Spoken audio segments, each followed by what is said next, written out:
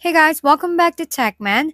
Today, let me show you how to buy YouTube Premium with Google Play Balance. If you want to buy YouTube Premium using your Google Play Balance, here's how you can do it.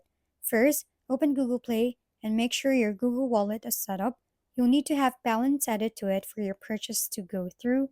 Once it's ready, open the YouTube app, tap your profile icon at the bottom right corner, scroll down a bit, and you'll find Get YouTube Premium.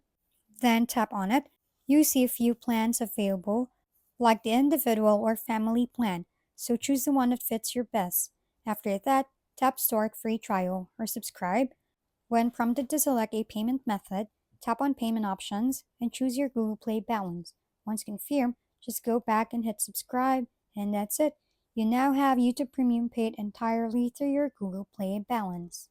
If we've been helpful, kindly give us a thumbs up and don't forget to hit the subscribe and bell button for more contents.